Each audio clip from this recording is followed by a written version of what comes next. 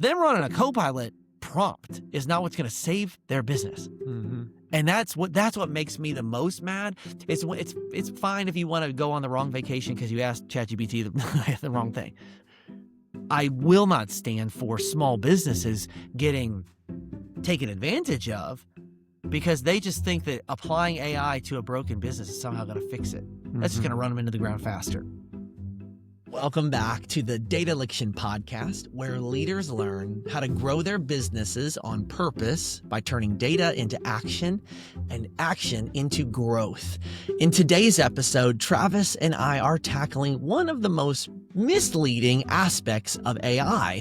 It always sounds right, and that confidence can actually trick leaders into trusting something that was never actually designed to be a source of truth. This conversation is about understanding how AI actually works, how it reinforces bias, and why wisdom still matters more than speed when making real decisions. And now, let's jump into that conversation. Half the trouble in this world is caused by people who want to be important. T.S. Eliot. The other half is caused by the people who are important. I love that. I love that. Oh my goodness. We're just diving into it. T.S. did not say that part, but it gave me a laugh. I love it. Well, what I really wanted to dive into today, John, I know we're super excited about this next topic, is AI is lying to you. Period. The end. Okay, we're just gonna wrap Done. it up. Done. Sign off. Shortest podcast episode ever. Like, I think that...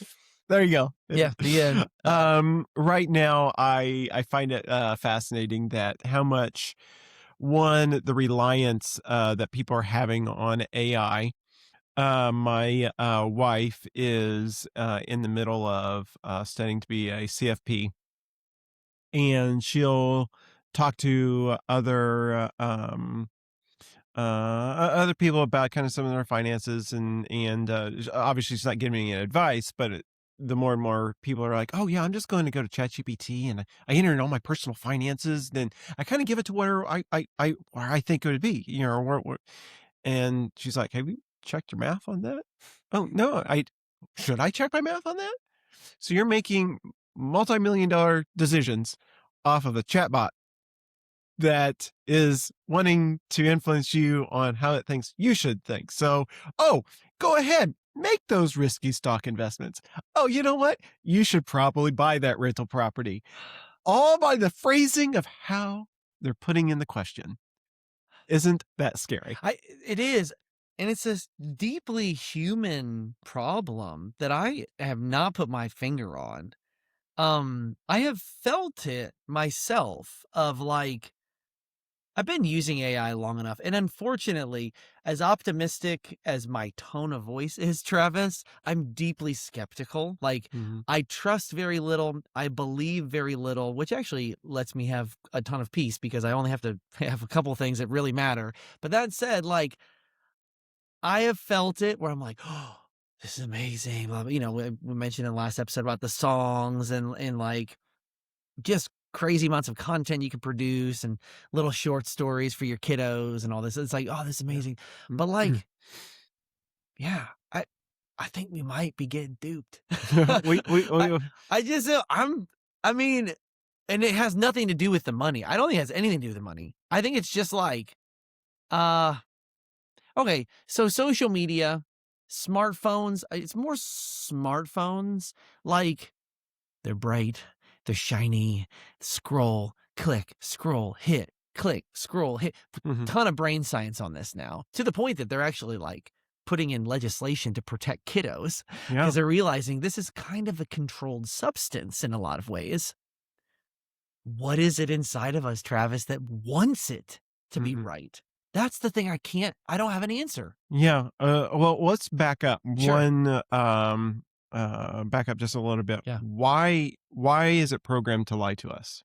Great. Yeah. So, AI originally was designed around the Turing test. And so the Turing test was a very old 70s, 80s, something like that. bad at history for numbers, but I do know the story. And so what it is you have your subject in this psychological experiment where you have the results of the questions being answered by a robot and then the other from an actual human. And then you are a pass on the Turing test if you it's like a 50%. And so they would do a bunch of different versions. And if there was like a plus or minus variance of the 50%, they're like, hey, it's a toss up. And so they kept working on this test over and over again to the point where they were able to pass it. And they passed that way back in, I think it's like 70s or 80s. And that was like the beginning of artificial intelligence. I have fooled you. Okay? Remember, like that's the underlying goal, is that I have fooled you. Now, what we have found is, what is the most predictable robot response? Well, something that's predictable and robotic. Like we use the word, oh, that sounds too robotic. Oh, that's monotone. So we know that one of the telltales of something that is not human, is not real, is when it is predictable, because humans are unpredictable. That's why we like it. It's why people even listen to this podcast and other podcasts, because we're like, what might happen in this recording? And like, if it's too scripted, we kind of know that. People like reality TV where it's kind of scripted, but kind of not. Anyway, all that said, AI feels real because it's not predictable. But if something is not predictable, it is not reliable. And so when we start relying on something that is intended to not be predictable in an effort to make us feel like it's more human, it's odd, to say the least. So that's why, by design, AI must be unpredictable in order for you to feel like it is human. But in doing so, when we trust it as though it is a predictable robot, that's right there, just like one of the biggest issues of why, I love the human in the loop concept, where it's like, use it for certain tasks. I've seen all of these engines trying to work through math numbers better. It was notoriously bad at math. I still think that it's bad at knowing like what a number means. Doesn't matter what the number is. It matters what the number means. And I think that that's something that we've, missed. But anyway, I could go on and on. It's interesting. So there's a couple of things that I think about as one, I love you're like, oh, did I fool you? Which that's the test. Did I fool you or not? So, so when people look that up or listening to it, and then do I trust it or not? And so I go back to there's this thing in Star Wars. So Star Wars, R2-D2 and C-3PO, I don't know if you know this or not, were actually based on two other characters that was from the movie called The Hidden Fortress. It was an old Japanese film. These two characters were more for comedic relief. So they're two peasants, similar, separated, so on and so forth. So they're like, when George Lucas built or created the film Star Wars, he had this in mind. And so you should probably watch the film. It's fun. Our family and I, we like old films, and we started going down this path. And we started to see that there's this kind of this underlying thing. Obviously, R2-D2 and C-3PO are for a comedic relief within Star Wars. That was the purpose of them. But there's something underlying that happens with those situations. Notice that each, like, especially when they would give out facts or potentially like, oh, what should we do in this situation? The humans never trusted them. They're like, we're going to do it our way and do it this way on our own, and so on and so forth. Or they would use one to just get out of a jam really quick based upon, I can look into information. I can look into the knowledge base to this. But the underlying piece was, I am not going to trust it, and I'm going to do it my way. And now we've started swinging back to, we've just kind of given up the goose and just said, we're going to trust everything there. And so I think about this. It's like, how do we, where is this pendulum swinging back and forth because I think we're getting very confused on the dopamine hit, Mm. that rush that we get when we get an answer back and it sounds human, Mm. it sounds trustworthy. But have we actually lost being human and saying, you know, I'm going to go out and trust my wisdom, not knowledge, wisdom on this? What are your thoughts? And then also, wisdom is based on facts and data. Obviously, you know, it's in the name, data. So I'm biased. So just making sure I was like calling out my own bias. Okay, so technology made it so that we could get access to tons of information. It's been very helpful. Having scientists across the world connect their data. It's incredible to have that much data. But then in having full access to all of the data, there is this interesting moment where you have people on social media and online who then think access to data is understanding of data. Okay, so that was step one, where it's like, I see the abstract on this PDF that I'm not actually going to pay for the entire scientific research. I'm just going to look at the title and the abstract, and then I'm going to go make a social media post about it. And, you know, especially around, you know, health and wellness and all these sorts of things. They don't know what the sample size was, how they actually, you know, what the confounding factors were. One of my favorite things in all data science is confounding factors. And so that said, more access to data actually made us dumber. I say that respectfully so, like just as a society. I cannot drive from one place to another without a GPS. Everyone knows that about me. I'll even have the GPS on. I'll turn the wrong way, Travis. And I've conceded the fact that I have gotten dumber at how I drive. Now, it will, because of AI and help, tell me when there's an accident and a better way to get around things. I'm like, okay, that's a trade-off I'm willing to take, where I can't get from one place to another, but I've sacrificed that ability to know that I won't run into a car accident. Okay. So that said, there's these trade-offs of data. Back to the idea of the trust recession. We've talked a lot about this.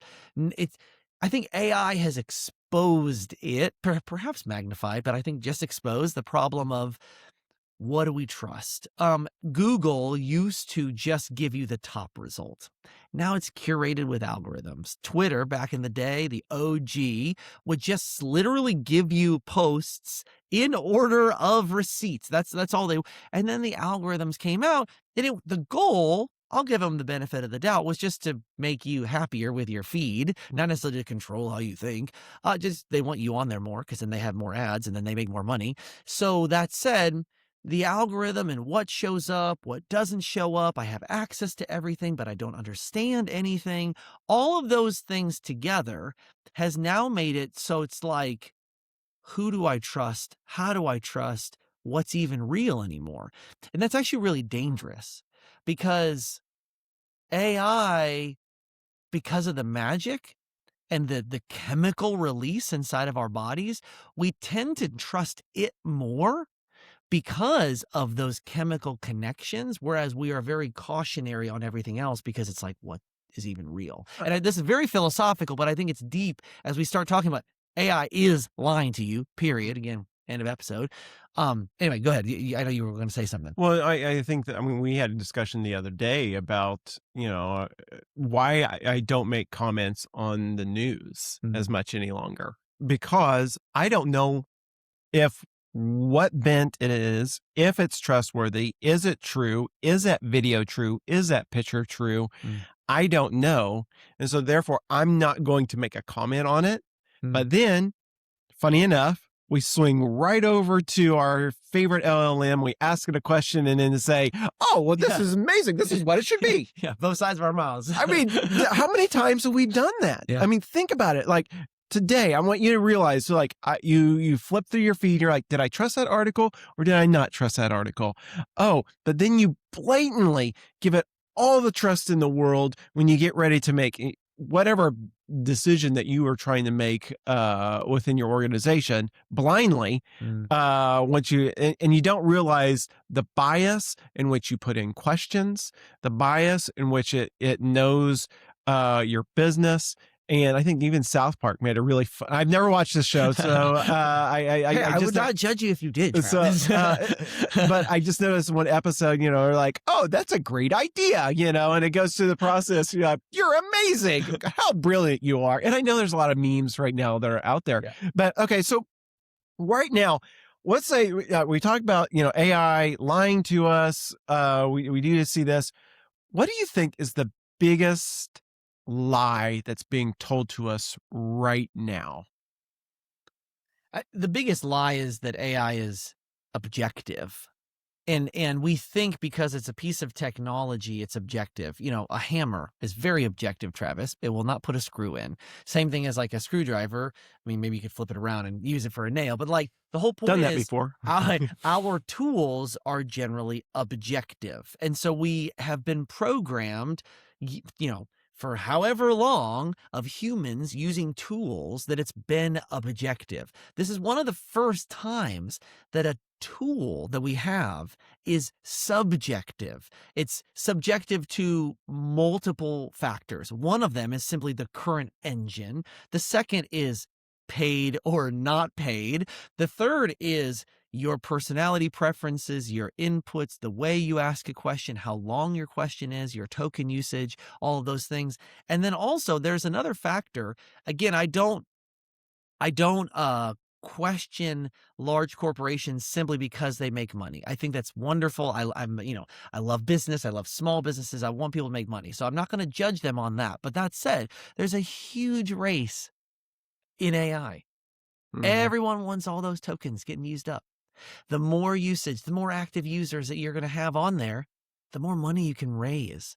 And they want to raise it. Maybe they have good intentions. Maybe they're giving away a bunch of money. That's fine. But on the back end of all of these AI engines, whether you're talking about Gemini or Anthropic or OpenAI or I guess we have to mention Grok, but it's trash. That said, it shouldn't even be in the conversation, but it should, it is. That said, all of these people, they're trying to get active users. How do they get active users? Engaging content on there, making it that you like it or you don't like it. And so it is the next version of our social media feed. We've known for a while that our social media feed is addictive. It's showing us what we want, or it's showing us what we don't want because it's playing the game. But that said, AI is not objective. It's subjective. So use it as such. Have fun with it. I really like that. I like the thought process that we go in and that we have to still use our own brains. Please use your own brain. And, there's a lot to that. If you're just continually relying on AI to continue to give you the answer, you stop being able to come up with your own answers. Yeah. MIT just came out with that research. And it's very scary, Yeah. right? You're just like, oh my goodness, I'm not using that muscle. Those neural connections are not firing. The synapses are not like connecting there. I'm fascinated that, and I like where you went, subjective versus objective, but I'm surprised you did not say that AI is taking your job. Well, okay. That's going to be the second big lie. Yeah. And I want to deeply empathize with the people who have lost their jobs with the label of AI. And that is let's just call it difficult for those people. But I haven't sat in those board meetings. I have not been in those leadership meetings. I don't know. It feels wrong in a lot of ways because of the news that I see, Travis. So I don't know. I don't know what's real. I don't know what's not. What I do know I will definitely go on record to say that it is wrong and that there's business objectives that they have not hit and they did not hit those certain projections. And a great lie to tell your investors is, oh, well, we're scaling back because we've got more efficiencies in AI. But then you roll back the curtain and you start listening into some of the conversations, you're like, oh, you didn't implement AI. And I love how you just pointed out and that's my point. Whether those people need, I don't know how to run a large business like that.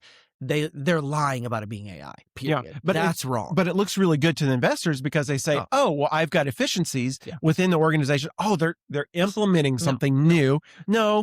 Okay, somebody with an LLM was able to write a better email.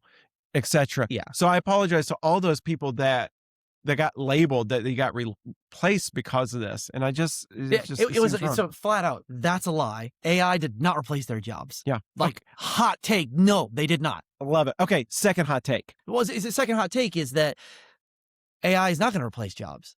So again, I wanted to make sure and just give a good caveat to the people that have been told they lost because of AI. Empathize with that. It wasn't because of AI. AI is not going to take your job. AI will change your job. It will definitely change your job. So get ready. Yeah. You are not going to do the same thing the same way for the next 5-10 years, period.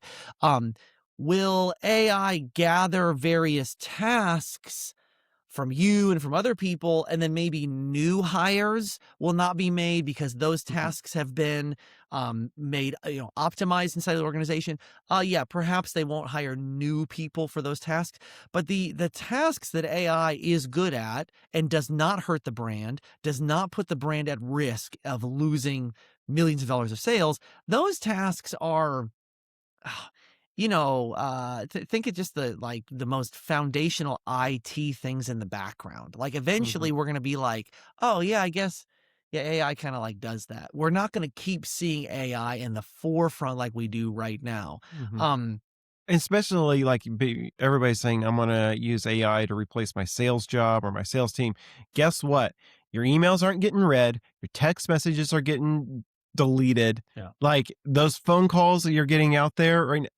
You got a hot second on that. Some of those are working, but for the long term, the belly up to the bar salesperson is what's going to win the day. Yeah, period. And we see that right now. I see that right now in our own business, in our businesses that we're working with.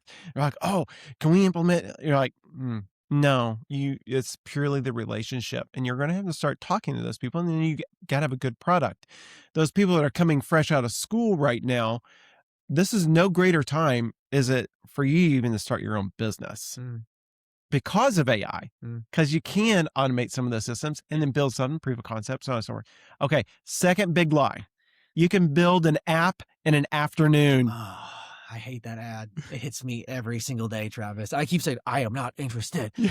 It's okay. Well, first, our team has created many apps. And it takes more than an afternoon. So I can just tell you right now, that is a lie. Can AI spin up something fascinating? Like when I threw my audio file into, the generative AI music thing, and did it create something like, oh yeah, cool. Was that ready to get sent to a radio station or a produce? No. It's just like this cool little thing. It was like, I showed my buddies. Or if you're in any of my AI talks, I might show you. But no, it's not an app, period. Now, I'm going to talk about both sides of my mouth. I've been conflicted for a while, still am. Are there ways that you can leverage AI and LLMs to help review code, get different modules together, help your team communicate? Yes, there is use cases for that. But I know the exact ad. I've scrolled through my social media. It's like, I built this together in 1 hour. I'm like, no. Well, it's trash because they forgot the business fundamental of understanding what a client needs, what your business does, and what process that it should follow. Yeah. Anybody can sit there and be like, oh, I'm going to create this little bitty wireframe here, and it's going to be trash. I've reviewed now enough. Well, I'm going to say I'm starting to hate this word, vibe coders. Right now, because it's not true that can you, without any relationship to understanding what coding is, you have to fundamentally understand what the business does, what they're trying to do, and that cannot be created in an afternoon. Let's drill down more on that, because some people might hear this and be like, what in the world does that even mean? I just need an app. I just need an app, Travis. And let's not confuse app with a platform or a software for the business. Because great. Talk more about that. So right now we're seeing and we see this right here at Dataliction, and obviously we're biased on this, and I do see this process. I've been a part of and started over 11 different software companies and many more on within the consulting world as well. We would build the software and the business had to comply and conform to that software. Yeah, like your sales flow, your thing, whatever it is. Yeah. Think about how many times that you bought Salesforce and you had to comply with that process in Salesforce. It's so Okay. hard. It's very hard. And oh, by the way, you now got to spend another 50 grand on engineers to have it connected over. Mhm. Really bad process. Now we're seeing where the software conforms to the business, Yeah. their process, their product, their brand, their personality. Yeah. That is what they're connecting to and building it off of. And that's going to be the differentiator for all organizations going forward. It's like their operating system. Exactly. And you're going to tell me that you can do that in an afternoon? I don't. It's just a lie. It's just a lie. It's just a lie. Like, period. And now can I get a wireframe, or we can whiteboard things out? Yeah. And can we get close? But it's the fundamentals. It's all the data connections that has to happen. It's like getting that customer information in there. It is, now that we see that we've implemented this new process, maybe we can do it a little bit better. And so now we have an iteration that happens, opposed to here's the final product all in an afternoon. It's going to be slop. It's not going to be connected to really anything. And it's not going to be, I think it's going to damage your brand. If you think that I can just have Jimmy, we're going to go off Jimmy again. Yeah, fiction. If you listen to our last podcast, develop this and it didn't, pan out. And, oh, by the way, please note, there's so much more security and layers that has to happen there. So Here is one of the biggest issues is your business is not what you do. It is who you are. Who you are. Sure, there is something that who you are does. Okay. But okay. We work with plenty of people who do things that other people do. Everyone's got a competitor. If you don't have a competitor, you don't have product market fit. So everyone's got a competitor. They've picked you. Some of that has to do with what you do, but it mainly how you do it. And how you do it is because of who you are. And so now we're talking about tone and very unique little details of our competitor does it this way, but we do it this way. Well, tell me more. What's a key differentiator about that? Like, why does that make you different? Well, it's because of this and this little thing. And then we make sure we do this. All of those things. So successful small businesses that are scaling, doing multiple millions of dollars, that are wanting to get some sort of an operating system together, they cannot underestimate the nuance of what they're bringing to the table of who they are that is defining how they do what they do. Because guess what? The Tesla robot is not going to replace this person and their job and their business and everything, because it's not just a task. It's a tone. It's a timeline. It's the relationship with the people. And so how you implement that into an app. Anyway, yeah, that's the whole app. There is another ad that I absolutely detest, and it is Microsoft's big shot at trying. It was running, I think, over the March Madness ads or something like that a while back, and I literally would turn it off every time. It made me so angry. My family was laughing at me. But it's this guy that's got the pizza joint. Okay, I'm going hard. I hope I get a cease and desist from Microsoft for trashing this ad. And it's Microsoft Copilot, which actually runs off of OpenAI's ChatGPT, and that's cool. But that said, he's it shows him back in the happy days of his pizza, and then things just start diminishing, and he's like, I might have to shut down. And he goes to his spreadsheet, and lo and behold, there's a new button, Travis, called Copilot, and he clicks on it, and it said, help me fix my business, something stupid like that. I mean, it's like one line, and then all of a sudden you just see all these charts and all these things. Guess what, Travis? The next day, his dollar pizza came back and his business was saved. I hate that and here's why I hate this, Travis, because there are people out there right now that have good small businesses that have just made a couple simple mistakes that have caused them some big problems, and they might have to shut their doors. And they freaking think that Copilot is going to solve their problem. Now, I'm not saying that they have to come hire Dataliction or hire anybody, but them running a Copilot prompt is not what's going to save their business. And that's what makes me the most mad. It's fine if you want to go on the wrong vacation because you asked ChatGPT the wrong thing. I will not stand for small businesses getting taken advantage of because they just think that applying AI to a broken business is somehow going to fix it. That's just going to run them into the ground faster. Well, I would even say watch out for those people that say, I know how to use AI and I'm just going to come in here and fix your business right away. Too many times that, I talked to, because we work with a lot of AI developers and developers in general. And that's one of the first ones I'm like, oh, do you think you can fix a business? And if they're like, oh, yes, we can definitely. I'm like, wrong answer. You didn't ask the questions. You didn't ask the questions. You got it. I mean, it's kind of like going in there and saying, hey, you know what? I can fix your, health problem by this one special pill. But if you're eating a lot of trash, you don't exercise, you're listening to negativity speak, that's going to cause a problem. Yeah. The pill isn't going to fix it. The shot is not going to fix it. Yeah. As soon as you stop taking the pill, as soon as you stop taking the shot, it's going to come right back. You didn't fix the problem on there. And the same way with businesses, I can go and analyze an Excel spreadsheet or whatever. Yeah. Here's also what I assumed, that pizza owner kept good records. Which, statistically speaking, if the business was kind of struggling, he probably did not. Probably not keeping good records. Even if you're a good business, you probably aren't. Here's the other thing to assume. You know all your suppliers. You had the leverage to fix all your supplier relationships.